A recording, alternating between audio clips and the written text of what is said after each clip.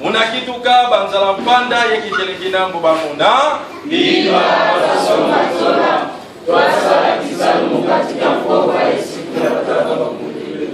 Munakituka banzala mpanda yekitelekina ngubamuna Biba watasoma zola twasala kisalu katika mkoba yesikula batakabakundile. balongoke Kemo balongoke kemo matondo mingi yango tozongisi na tata mokeli wabikela mobiso pamba te yenda pesi biso pema pe bongwakaliseli biso ntango po ete tokokutana sobongo na mokolo mwa lelo. Agradecemos primeiro ao Pai Criador porque Ele nos deu a inspiração e o tempo, a vida que nós nos encontramos no dia de hoje. Tozongisi su matondo ya mingi na balongo na biso banso baibongo baluka bakameka basopaka ya bango makila matano na tina kokutela bongo bongo kolanda na biso bayindo. Agradecemos também os nossos sagrados que se sacrificaram, escolheram seu sangue precioso a fim de poder procurar a libertação do bem-estar da raça. Tozongisi su matondo ya mingi na bakoko na biso banso baibongo bakolekelaki biso liboso kati na mokili ya mosuni babotaka baboti na biso esalaka ete bakokola bango malamu po ete lelo baboti na biso bakoka mpe kobota biso tomonaka batuka mosuni mpona elezo ye. Agradecemos bastante os nossos ancestrais que nos passaram a pregar neste mundo, passaram os nossos pais e fez com que eles pudessem criar os nossos pais melhor a fim de poder nos parecer nesses povos. balongoke matondo osu ya mingi tozongisi na bangome efumuki mbango mokonzi mosungi mobikisi na biso bayindo mpo basilaka kondima libutuku misato ya pasi okata boloko kaka na ntina ya koluka lobiko na biso bayindo. Agradecemos bastante ao Senhor que quando o profeta e salvador da raça negra, por ter sido sacrificado, foi preso 30 anos de cadeia a fim de poder procurar a libertação política da raça. De bongo tobeteli efumuki mbango maboko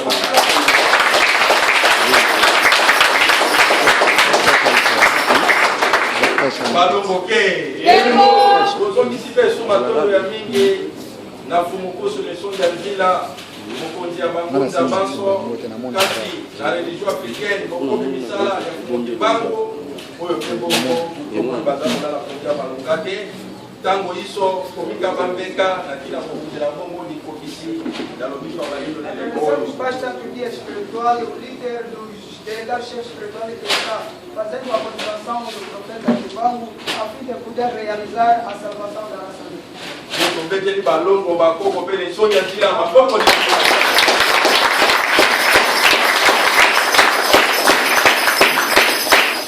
balongoke balongoke nde tozongisi su matondo bongo na banso bakandi lokola mpe bankangu batata na baningwa bilenge na bambasi elongo na bandeko bajengami banso baetemi bongo na koyanola na mbele ya bosangani ya kilongo na biso ya lelo. Muito obrigado mais uma vez e para todos os papais, mamães, jovens e crianças, todos os dirigentes, os convidados e responder ao nosso dever do dia de hoje. Solo lelo toyeli bongo kilongo na biso ya misato baikani toyaka bongo kokembela tata keli kona se balongo mpe bakoko na biso mpe balani bongo na bobimisi ya biso mbasi kati na kilongo ya tata mokeli. É verdade, hoje vemos a fim de poder honrar o Pai Criador e os sagrados ancestrais que correspondeu com a consagração da nossa criança no templo do Pai Criador. De bongo bosangani ya lelo na mandaka na biso bayindo ebalani bongo na mokolo ya kando mwatuku mibale na mwambe sanza ya mibale mobuya mokama na tuku misato na moko mpe bongo na manaka bapaya misato mwatuku mibale sanza zomi na moko mibu koto mibale na zomi na libwa. Relativo ao calendário negro-africano, hoje em Canto, dia 28 de segundo mês de ano 131, que correspondeu com o calendário greco-romano, hoje quarta-feira, dia 20 de novembro de 2019. De na baso bayi toyanoli bongo na mbela bosangani ya lelo kati na botika bandako na biso banzela mpe misato ezalaki na yango koya lisusu kati na kilongo ya tata mokeli nde totombeli na banso boyebolamu na kombo ya fumuki mbango. Para todos responder a fim de poder concretizar a nosso dever do dia de hoje, deixamos nossas preocupações Desejamos a todos boas-vindas em nome do Senhor. Balongoke. Tembo. Balongoke. Tembo. Balongoke. Tembo. Yenge kieno. Maronos. Pesa bende konayo tope muninga yenge kieno. Cumprimento aos seus irmãos. Ah, tokobi na mbongambo. Pesa muninga yenge kieno. Pesa ndeko yenge kieno. Ah, tuna soki nzoto eza bongo kolongo no. Pergunta se o corpo está bom. Soki basante eza malamu. Se a saúde está boa. Balongoke. Tembo. Balongoke. Tembo. Ebisa ndeko ete netumbo elongo eza ya biso. Diz que nesta luta a vitória é nossa. Talisa ete balinga te bayindo kombo kaka fotoka. Diz que queremos nós será Balongoke. Tembo. Balongoke. Tembo. Batatake. Tembo. Batatake. Tembo. Banengwake. Tembo. Banengwake. Tembo. Banengwa tokoliki ete batata bazomela bino mpenza na mongongo kasi bino bozomona ndeti mwa ebele par rapport a batata. As mamães são mais maiores que estão sem a faixa. Deboka batata nde bazoyandola mpe nde bazomonisa moto kati na biloko ya tata mokili. Ouça conforme os papais estão a demonstrar a perfeição no templo do Pai Criador. Batatake. Banengwake. Batata bino mobongi banengwa ndenge baegale bino. As mamães. Batatake.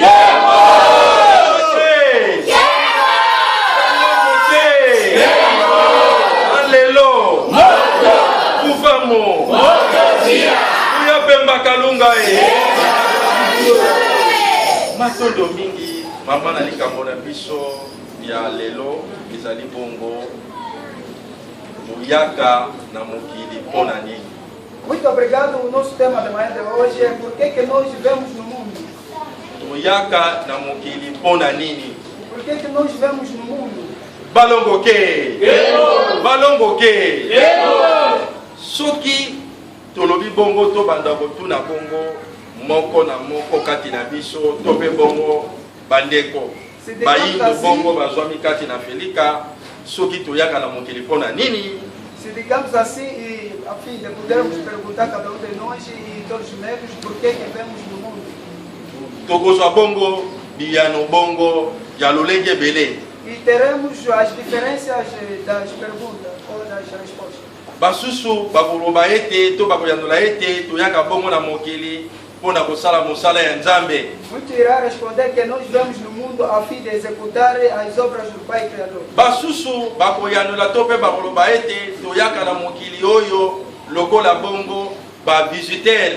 E muitos irão dizer que nós vivemos no mundo como visitantes. Lokola tourisme to pe lokola ba passager. Como se fosse turismo ou os passageiros. Balongoke. Pe basusu bakoyandola bongo moto na moto pe na biyano na ya kopesa. Muitos irão responder cada com sua forma. Kasi lelo na kati na litia na biso ya lelo. E dentro da nossa pregação do dia de Kati na mama na likambo na biso ya hoje, lelo. dentro do nosso tema do dia de Oyo hoje, eza lokola motuna batuni e biso é uma lisusu pergunta que já nos deram. toyaka na mokili mpona nini. Por que vivemos no mundo? Balongoke. Balongoke. Balongoke. Tokolika ete bokeseni ezali kati na toyaki na toyaka. Espero que há uma diferença entre víamos e vemos. Soki babi ete toyaki na mokili mpona nini na toyaka na mokili mpona nini mo bokeseni eza na kati. E se disseram que víamos no mundo por quê e por que vivemos no mundo? Balongoke. Balongoke.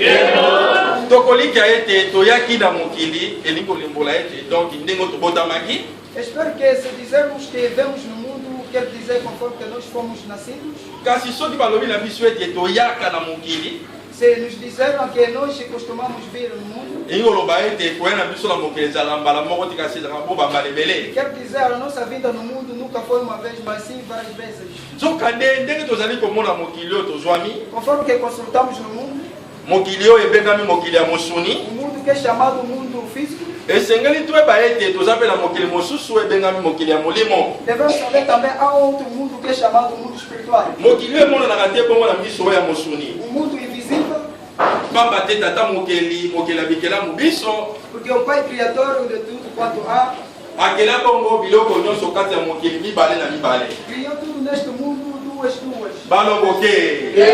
Balongoke. Balongoke. Soki tomonja disana bato tokomona mobala za mwasi azali. Se consultarmos o homem ou o ser humano, veremos que há mulher e homem. Soki tomoni bongo moi tokomona pe butu. Se veremos o dia, veremos também a noite. Soki tomoni malili tokomona pe moto. Veremos frio e quente. Pe bongo na bongo biloko nyonso kata mokili tokomona ngo ete eza bongo mibale. E assim sucessivamente das coisas que tem duas. Kolimbola ete tata mokili akelaki bongo biloko mibale kati na mokili. Tanto que o Pai Criador criou duas coisas no mundo. Nde mokili pe bongo eza bongo okabwana na mikili mibale. E também o mundo está repartido em duas partes. Mokili ya molimo pe bongo mokili ya O mosuni. mundo espiritual e o mundo carnal. Nde mokili ya molimo yango nde motemi kelamaka wa yambo. O mundo espiritual que foi criado antes. Nde mokili ya mosuni yango kelama bongo na nsima. O mundo físico foi criado depois. Nde mokili ya molimo yango kelamaki po ete milimo bako kovandaka kati na O mundo yango. espiritual foi criado para a existência do espírito. Pamba te mo tata mokili molimo ya yambo oyo azalisi bakela bongo mokili nyonso aza bongo molimo. Porque o Pai Criador que criou tudo quanto há é o espírito. Nde lokola azali bongo molimo Como espírito, esengelaki avandela pe kati na mokili yango ya molimo. é preciso que esteja cá neste mundo espiritual. Balongoke. Balongoke. Ntango oyo bakelaki bongo milimo oyo bazali bongo bana na ye. Quando criou o espírito que são seus filhos, To mpe baangelu ou anjos, bango mpe bongo bavandeli kati na mokili ya molimo. eles também residem no mundo espiritual. Balongoke. Balongoke. Lokola mokili ya molimo emonanaka te. O mundo espiritual é invisível. eke tata mokili akela bongo biloko nyonso mibale na O mibale. Pai Criador criou tudo duas. Nde limbisaki ete akokela mokili mosusu ya mosuni oyo ekomonana. Fez com que ele criasse outro mundo que é visível. Nde mokili oyo yango tozwami biso na bino. É o mundo que nós existimos. Balongoke. Balongoke. Mokili oyo tozali bona komona bikelamu. O mundo que nós consultamos a natureza. Kasi soki tozwi mpe bongo bikelamu, Se consultamos a natureza, bikelamu ezali mpe bongo lisanga ya molimo na mosuni. as criaturas são o conjunto do espírito e físico. Yango kati na moto tokomonaka molimo E por isso, no corpo de uma pessoa que veremos um espírito, oyo ekopesaka bongo ekasi ya nzoto ya mosuni ya moto, e que vai dar a existência do corpo físico, mpe molimo oyo ekoanimaka nzoto ya mosuni ya o moto. espírito que anima o corpo físico. Balongoke. Yango mpe soki tokendaki sala bikelamu mosusu ndeti banyama to bibwele, Se consultarmos outra criatura como animais, bango mpe baza na milimo kati na eles bango. também têm espírito dentro deles. Yango wana baza na bomoi. E por isso eles estão existindo. Yango wana mpe bazalaka bongo na mouvement Por isso eles estão po movimentados. ete milimo eza kati na bango nde kotambwisaka banzoto ya mosuni É o wana. espírito que consta dentro deles que está a animar os corpos. Soki toke mpe na banzete na bambisi bandeke mpe bikelamu nyonso Se wana, consultarmos árvores, aves, etc., lolenge se moko baza na milimo kati na de bango. igual modo tem espírito dentro deles. Po mobeko ya tata mokili elobi ete Porque além do Pai Criador diz o seguinte: eloko nyonso eza bo na bomoi cada coisa que tem existência eza na molimo kati na tem yango. espírito dentro dele. Soki eloko wana eza na molimo kati na yango te, Se essa coisa não tem espírito dentro dele, ekozala mpe na bomoi te. não existirá. Yango tokomona ete na ekelamu nyonso ya mosuni E dentro de uma criatura física liwa ezali. há morte. Nde liwa ezali bongo ntango molimo kotika nzoto wana mosuni, A morte é quando o espírito deixar o corpo físico, nde nzoto wana ekobenga mebembe. o corpo será chamado morte. Nde nzoto wana ekokufa. O corpo vai estragar. Balongoke. Balongoke. Po ete eza suka molimo kati na yango te ekopesaka bomoi. Porque já não tem mais espírito que dará vida. Balongoke. Balongoke. Balongoke. Kasi lelo oyo na masakolo bapaya bakumbela bongo biso bayindo. Hoje, pelas profecias que fomos ouvidos, Na nzela mateya bongo mindele bakumbeli bayindo na nzela bible. pelas pregações que os brancos trouxeram pela Bíblia, Eye bongo na kobumbisa bongo bato moyindo. e a fim de nos fazer perder, Na kokumbela biso bongo boyebi eza bongo bosolo te. trazer o conhecimento. Po eza kobala na te bongo na loi ya nature. Não corresponde com a lei da criatura. Eza kobala na te na mibeko bongo ya nature. Não está a corresponder com as leis das criações. Balongoke. Ndakisa lelo ekomi ete oyo yesu nde moto apesaka bomoi. Exemplo, hoje diz o seguinte, que Jesus quer a vida. Sokande soki yesu bapesaka bomoi, Se o Jesus que dá a vida, tokolika ete bato nyonso bavivaki ava yesu bango bazala bomoi te. espero que todos que viviam antes de Cristo Jesus não estarão em vida. Pamba te mokili oyo ebandi kozala bomoi yango kutu yesu aya na mokili Porque oyo. o mundo existia antes da vida do Cristo. Balongoke. Eza ntango mosusu bato bandimela mpe basambelaka yesu te Outro lado, os que não creem em Cristo, soki yesu naopesa bomoi bato bazala bomoi te se o Jesus que dá a vida, as pessoas não estariam em vida. balongoke balongoke balongoke yesu akopesaka bomoi te Jesus não dá a vida. pamba te ye moko mpe bapesaki bomoi kopesa Porque ele também foi atribuído a vida. oyo akopesaka bomoi na mokili eza bomo tata akeli likolo na E dá a se vida ao Pai Criador. te yesu aza bomo nzambe to akeli likolo na se Jesus não é o Deus kasi Criador. yesu ali motindami na nzambe Jesus é enviado do Pai mpona Criador. kobikisa bana ya israeli na ntango na bango bayi na bomo Fazer salvar. balongoke po batindami ya tata mokeli baza bongo ebele kata mokeli kata baloposo na baloposo E quando os enviados do Pai Criador são muitos, bato na bato bazali bona oyo ya bango cada raça tem o seu salvador. balongoke balongoke balongoke kufamu kufamu oyabembaka lunga toyaka na mokili mpona nini O que é que vemos no mundo?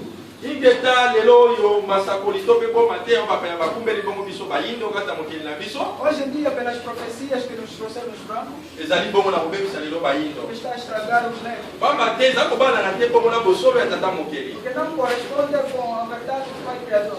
ndakisa lelo ntango toza kolobela liwa Quando falamos sobre a morte, lelo ebele ya bayindo bayebi kaka ete eliwa ekoti na mokili na nzela adamu na eva muitos sabem que a morte vinha por intermédio do Adão e Eva. soki adamu na eva basumukaka te na mokili Se o Adão e Eva não pecassem no mundo, mbene liwa mpe ngozala te na mokili oyo não teria a morte. wana selo bongo masakoli oyo bongo bapaya batei to mokili Mas batei segundo bayindo as profecias ou as pregações. balongoke balongoke sokandi soki tozongi bongo na realite ya mokili Se voltarmos na realidade do mundo, yambo kutu bongo bomo ekoma na mokili antes que seja a vida, ebandaki na liwa começaria com a morte. yango ndakisa soki tokenda lisolo neti ya kokelama ya moto Se consultarmos a criação do homem, ndakisa nde babeti bongo kuna na bible na ngai bakokela madamu na eva oyo bazali bongo bakoko ya lokoso pembe ya ebandeli conforme que nos disseram que os ancestrais de Adão e Eva, balobi ntango tata mokili aza kokela moto quando o Pai Criador criou o homem, azwaki bongo mabele bakelaki nango bongo nzota mosuni ya moto pegou a terra a fim de poder criar o homem, kokenda ngo na lolenge wana babeteli yango kuna e analisamos primeiro, conforme que nos disseram, balongoke nesi bakokela nzota mosuni ya moto depois de criar o corpo físico, nzoto yango ezalaki na bomoi te o corpo ainda não tem a vida. depois te koma na bomoi Para que seja a vida, esengaki bongo akoka bongo na kofula to kotya mpe makasi na nzoto era wana preciso de soprar. zokande nzoto nyonso eza bongo na bomoi te E todo o corpo que não está em vida, eza bongo ebende era morto. balongoke balongoke balongoke balongoke elo kufamu eyapembaka lunga doki liwe libandelaki nano yambo ya bomo ekata mokili ya A mosusu morte existia antes desse mundo.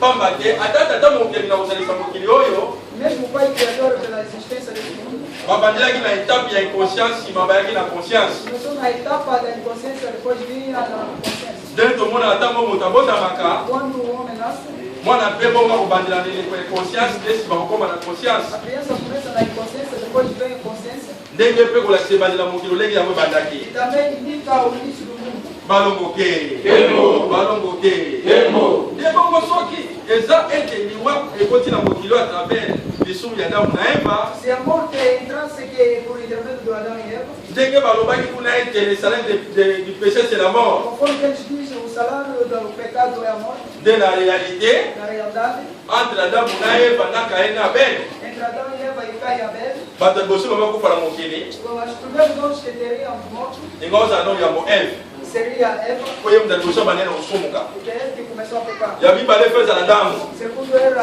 o Adão, po ye mutu alandaki mwasi nde mpe akosamaki basumuki que seguiu a sua esposa. mpe ya misato yango ozala kayen O terceiro seria Caim, oyo abomaki bongo abel que matou o seu irmão Abel. balongoke balongoke kasi kati na mokanda na bango wana Mas dentro da Bíblia, bokomona ete bato basali masumu wa os yambo que pecaram em primeiro, bango te bato ya yambo bakufaki e não são que foram mortos primeiro. oyo ya yambo akufaki abel Que morreu primeiro é Abel. so totali na biblia asali na lisumu moko Se te consultamos na Bíblia, não pecou. balongoke balongoke asali lisumu te bakufi wa yambo Não pecou, mas morreu primeiro. Mais bato ya basai masumu to basumu ka ki bakufa kite. Os que pecaram primeiro não morreram. Balobi Adam kuta ko ba kina ba 900 kelike mbula. Mesmo atingiu 900 anos, Balongo ke. Tembo. Siko to bitu na 900 kelike mbula ngo siko to bite abada ko kola to la kola yesusu te. vamos analisar dentro desses 900 anos, estava crescendo ou não? Posa ko na santa ko mi mubange. E quando atingiu 100 anos, era idoso. Ndenge lo to mona lo sum to na